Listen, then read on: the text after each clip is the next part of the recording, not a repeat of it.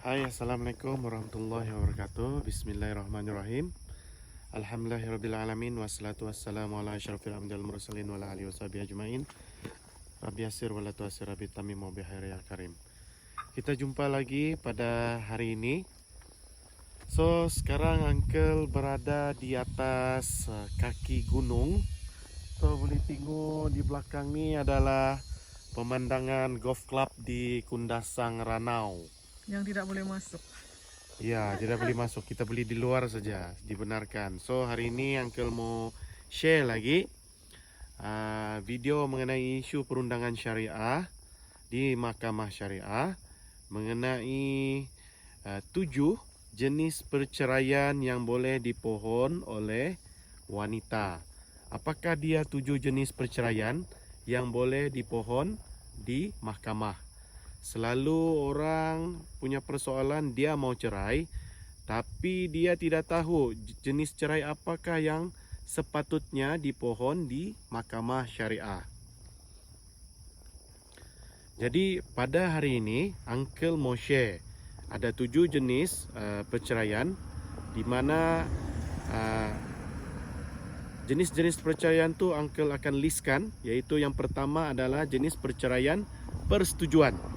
Okey, di mana perceraian persetujuan ni adalah suami isteri itu bersetuju untuk melakukan perceraian disebabkan oleh sama-sama mau bercerai. Jadi itu adalah jenis perceraian yang pertama. Yang kedua adalah jenis perceraian melalui hakam. Apakah cerai melalui hakam ni? Apabila permohonan perceraian tidak berjaya di peringkat perceraian biasa ataupun permohonan perceraian, maka mahkamah akan menasihatkan perceraian ni melalui perceraian hakam apabila tidak berlakunya persetujuan perceraian di antara pihak-pihak. Itu adalah perceraian melalui hakam, di mana hakam ni akan dilantik hakam pihak-pihak di kalangan ahli keluarga maupun di kalangan hakam tu pegawai mahkamah sendiri. Itu adalah perceraian melalui hakam. Manakala perceraian yang ketiga, ini yang agak famous sikit, iaitu cerai fasah. Walaupun lelaki memegang talak, kuasa talak di tangan lelaki, tetapi wanita juga boleh menceraikan suami atas kebenaran mahkamah melalui cerai fasah. Ada beberapa sebab kenapa dibolehkan fasah. Okey. Ada 13 sebab yang membolehkan seseorang tu bercerai fasah, sama ada suami memfasahkan isteri ataupun isteri memfasahkan suami. Dan perceraian yang keempat adalah perceraian melalui perceraian pengesahan taklid. Okey, di mana sewaktu bernikah seorang suami itu telah pun melafazkan taklid, iaitu taklid terhadap si isteri, di mana suami bertaklid bahwasanya jika berlaku tidak membayar nafkah selama 4 bulan berturut-turut atau wakilnya, maka apabila isterinya mengadu kepada qadi ataupun hakim, maka talak pun boleh berlaku. Klausa yang ketiga, bila tidak memberi nafkah batin selama 4 bulan kemudian berturut-turut, maka isteri dia juga boleh menuntut perceraian melalui cerai taklid. Dan juga yang apabila berlakunya daral syar'i ataupun kecederaan fizikal ataupun gangguan emosi apa semua, boleh melalui cerai taklid. Seterusnya, cerai yang kelima ialah cerai secara pengesahan cerai luar mahkamah. Okey, lebih dikenali dengan PCLM. Di mana cerai PCLM ni adalah lafaz yang berlaku di luar mahkamah. Contoh yang selalu berlaku, aku ceraikan kau, aku talakkan kau, tapi lafaz ni dilafaz oleh suami sewaktu di rumah ataupun di mana-mana ataupun melalui SMS atau melalui WhatsApp atau melalui FB, cerai-cerai lafaz di luar daripada mahkamah ni dianggap cerai luar mahkamah dan perlu didaftarkan ke mahkamah syariah. Dan cerai yang seterusnya, yang keenam, apakah perceraian yang keenam? Iaitu perceraian huluk ataupun lebih dikenali dengan cerai tebus talak, di mana seorang isteri sanggup membayar amount tertentu terhadap suaminya untuk suaminya melafazkan cerai. Yang ini dikategorikan sebagai tebus talak ataupun cerai huluk.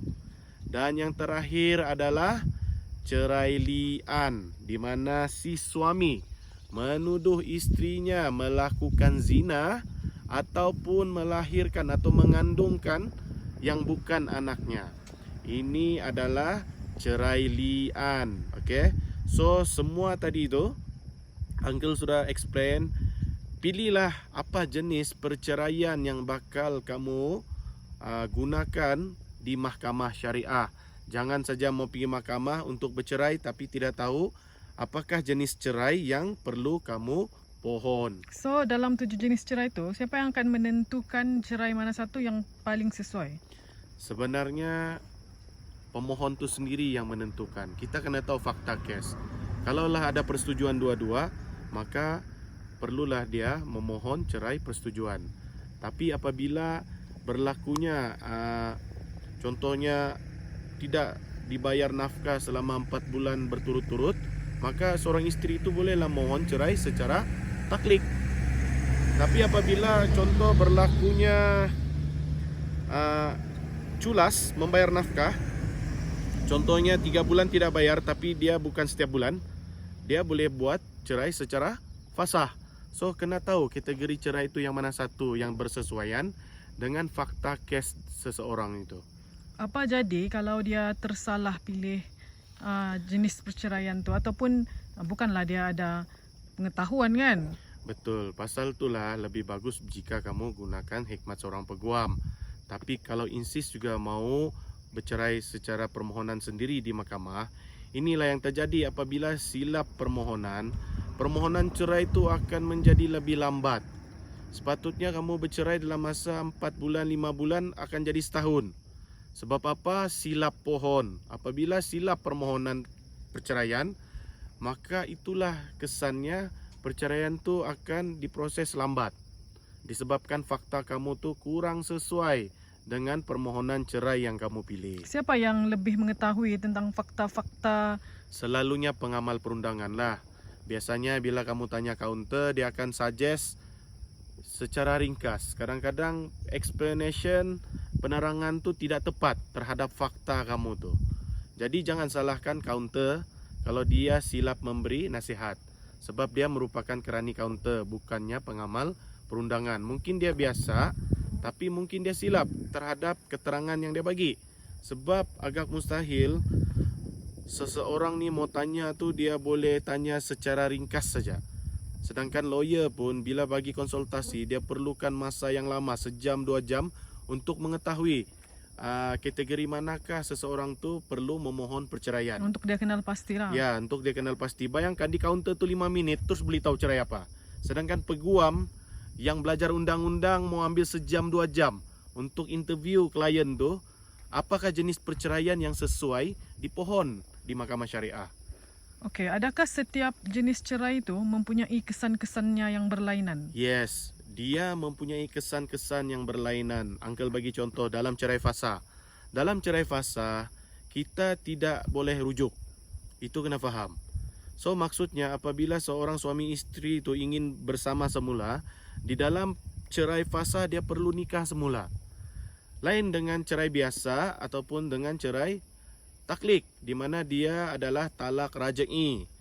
Biasanya bila bercerai dengan fasah, dia bukan talak raj'i, dia talak bain. Kita kena faham talak bain, perbezaan antara talak bain dan talak raj'i. Di mana talak raj'i ini masih boleh dibenarkan rujuk dalam masa iddah. Manakala talak bain tidak ada rujuk, maka dia perlu nikah semula. Itulah perbezaan di antara jenis-jenis cerai yang Uncle senaraikan tadi.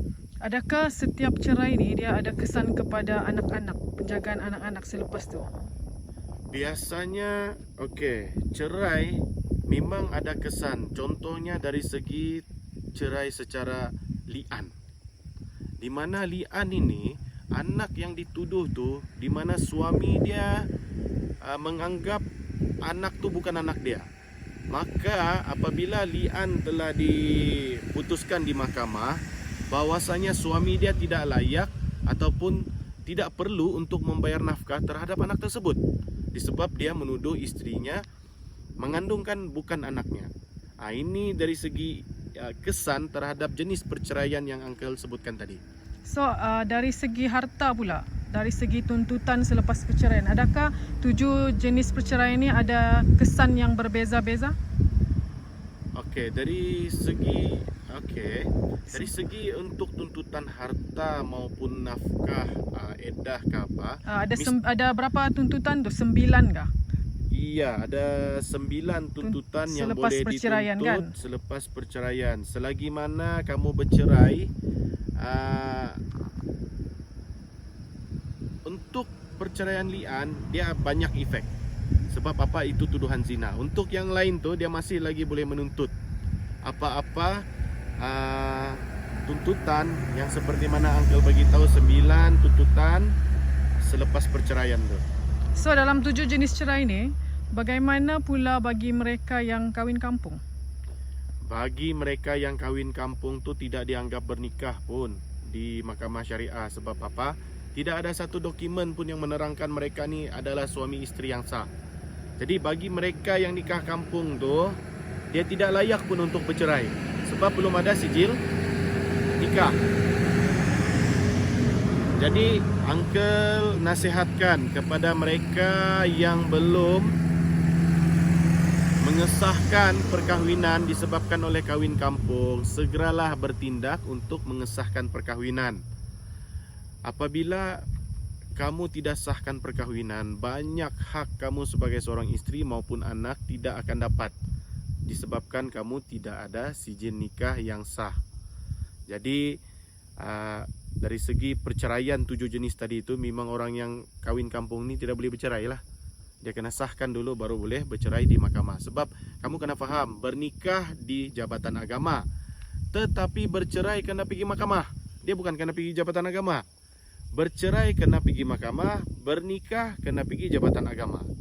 Itu yang kita kena faham. Jadi apakah definisi kahwin kampung tu? Boleh bagi simple kah?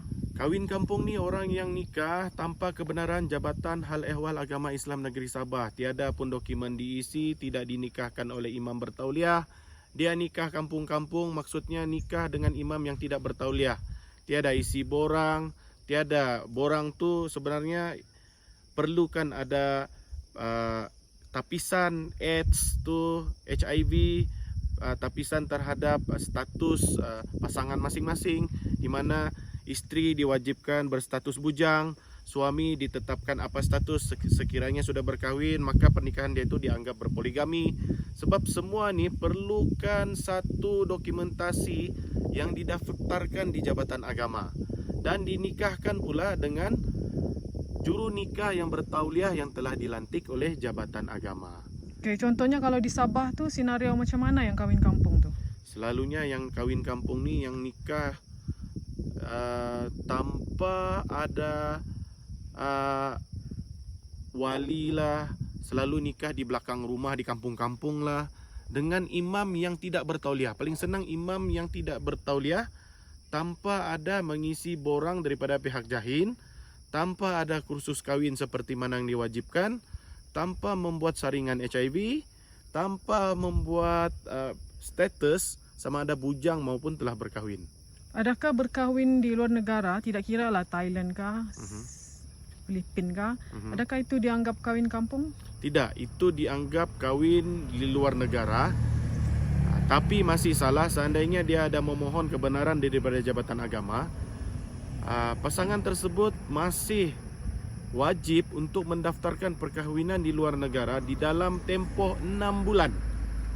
Seandainya dia gagal mendaftarkan perkahwinan tersebut, dia dianggap telah melakukan satu kesalahan jenayah syariah. yang Jadi mana boleh didenda lah sehingga RM1,000. jadi adakah mereka yang berkahwin kampung atau berkahwin luar negara ni dia boleh memohon untuk membuat 7 jenis cerai ni?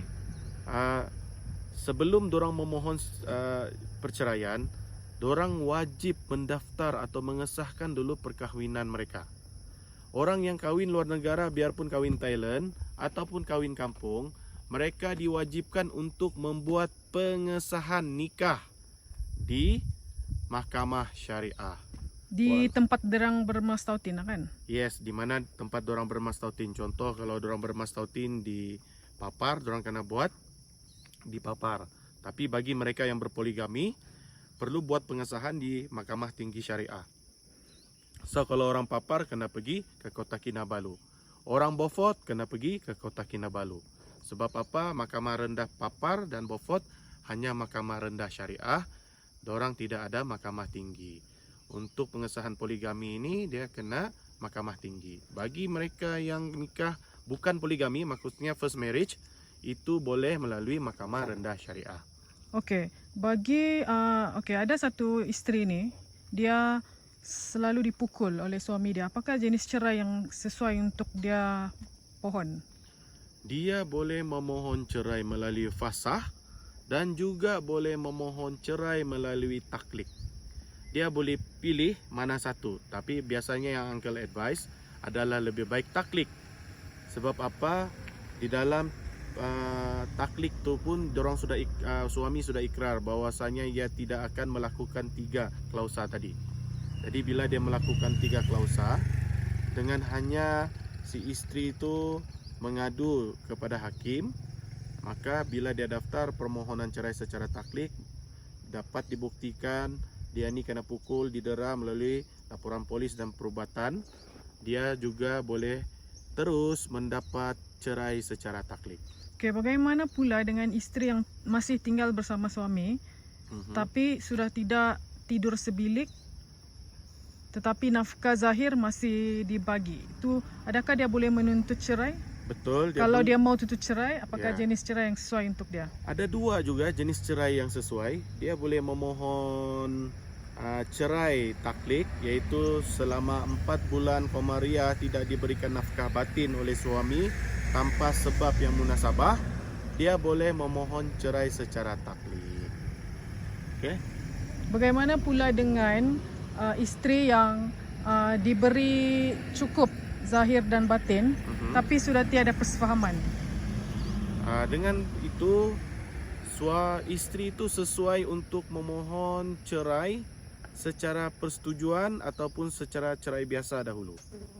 Seandainya tidak ada persetujuan juga di peringkat jawatan kuasa pendamai, maka mahkamah akan menetapkan perceraian itu melalui hakam. Maksudnya by hook by crook tetap bercerai jugalah, cuma mengambil masa. Okey, bagaimana pula kalau suami dia tu sudah berkahwin secara tapuk-tapuk? Dia sudah ada madu lah tanpa dia sedar. So dia tidak mau sudah dengan suami dia. Bolehkah dia menuntut cerai, dan cerai apa yang sesuai dalam 7 jenis cerai itu? Dia juga boleh memohon perceraian biasa ataupun memohon perceraian melalui fasah, di mana klausa fasah tu ada menetapkan seandainya suami tidak adil di dalam poligami. So dia juga boleh memohon cerai fasah, sama ada fasah maupun cerai biasa.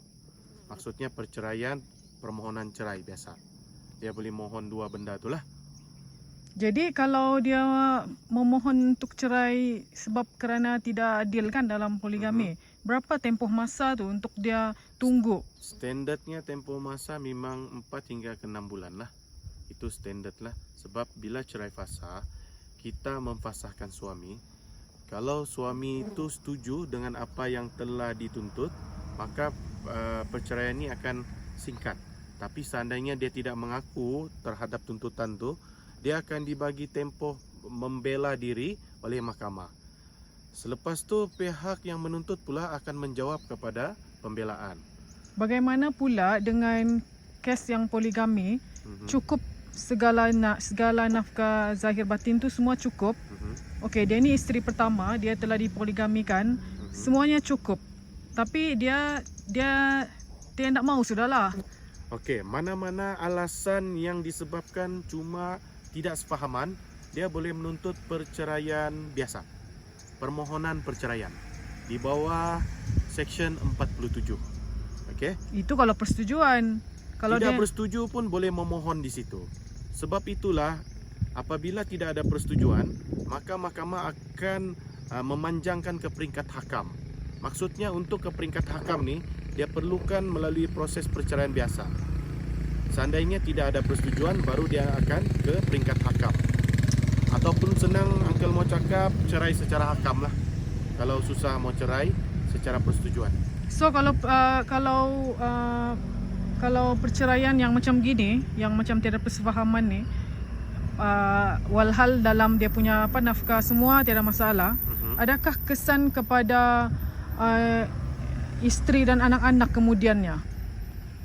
Dari segi nafkah tidak ada kesan. Sebab apa, si isteri itu masih boleh memohon nafkah untuk anaknya. Cuma si isteri saja yang tidak dapat nafkah. Dia hanya layak untuk mendapat nafkah edah.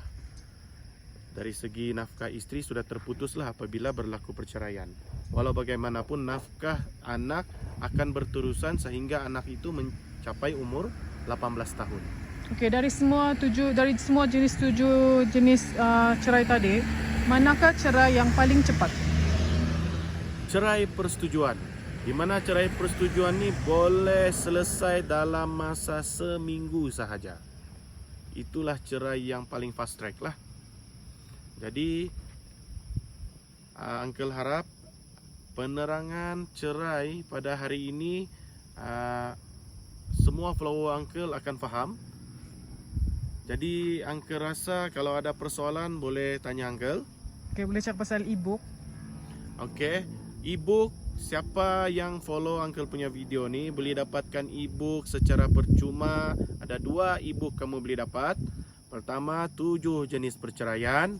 Yang kedua, Uncle akan bagi e-book 9 tuntutan selepas perceraian. Kamu pun boleh guna. Uncle mau bagi ekstra lagi 1 e-book mengenai hibah, Fasak.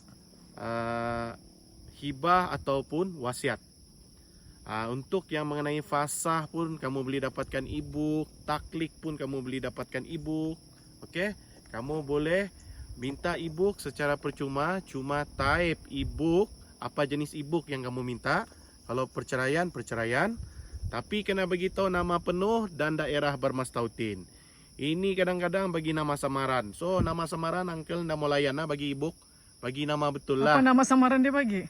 Kadang-kadang Gaban lah. Serius? Kadang-kadang nama pun Sherry lah apa. Bagilah nama sebenar kalau mau dapat e-book secara percuma. Oh ya, kalau orang yang menuntut cerai ni kan selalunya isteri lah kan.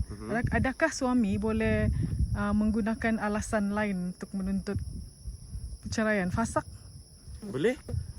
Suami juga boleh memohon perceraian melalui fasah maupun perceraian melalui li'an. Sebab li'an ni tiada untuk isteri. Dia hanya untuk suami. Sebab suami yang membuat tuduhan terhadap si isteri berzina ataupun mengandungkan yang bukan anaknya. Kalau li'an tu dia ada kesan kepada anak lah nanti kan? Betul, anak tu bukan anak dia lah. Okey, sebab dorang dua-dua ni akan disuruh bersumpah di mahkamah terhadap sumpah li'an Jadi tersebut. pembuktian dia dari sumpah tu je lah? Dia cuma melalui sumpah saja, sumpah di antara dua belah pihak. Okey. So, Jadi Uncle harap sharing Uncle pada hari ini akan memberi manfaat kepada semua followers. Ingat, ini bukan iklan, ini bukan konsultasi, cuma sharing info, berkongsi ilmu kepada terhadap keluarga Islam di Sabah. keluarga Islam di Sabah supaya kita semua celik syariah.